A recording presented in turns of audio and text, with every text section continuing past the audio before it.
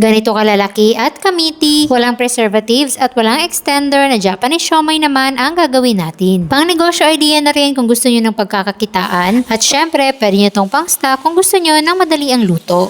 So, una natin gagawin ay mag-mince tayo ng isang medium size na carrot. Pwede nyo itong gawing mano-mano pero kung meron kayong food processor ay mas mabilis. Pagkatapos niya, isunod na natin itong bali 50 pesos na hipon. Nabalatan na rin to at na-devey na. At next ay ito namang ating siling labuyo. Gagamitin natin ito mamaya para sa ating chili garlic oil. Then after nyan ay simulan na natin yung paggawa ng ating siomai. Meron tayo dito 1/2 kilo ng ground pork. Ihalo na rin natin dito yung ating ground na shrimp, minced carrots, minced onion, green onions, 1 teaspoon ng asin, 1 teaspoon ng garlic powder, paminta powder, all-in-one seasoning, 1 tablespoon ng oyster sauce, at isang itlog. Then, paghaluin na natin itong mabuti.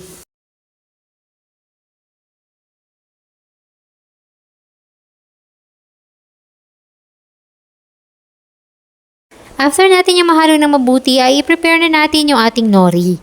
Then, mag-scoop lang tayo ng 2 kutsara ng ating mixture at i-flatten natin dito sa may gilid na part ng ating nori. Gagawa lang tayo ng parang rectangle. Tapos, ilalagyan na natin ng 2 crab sticks dyan sa gitna. Then, i-roll lang natin siya na parang gumagawa lang din tayo ng lumpia. At nagamit lang din tayo ng tubig pang seal dito sa gilid. So ganyan lang kadali at kailangan muna natin itong ilagay sa freezer na mga 30 minutes hanggang sa 1 oras para mag-set at hindi siya masira kapag in-slice na natin. At habang hinahayaan natin yan sa freezer, gagawa muna tayo ng ating chili garlic oil at kapag mainit na ay ilalagay naman natin ang ating minced garlic at ang siling labuyo. Then lutuin lang natin yan ng 5 minuto sa low heat. At titimplahan lang natin ng 1 1/2 kutsara ng brown sugar at 1/2 kutsara ng oyster sauce. Haluin lang natin mabuti hanggang sa ma-dissolve yung asukal. At kapag nag-brown na ng slight yung bawang ay pwede na natin yung hanguin. At pagkatapos ng 1 oras ng pag-freeze, pwede na natin i-slice yung ating siomai.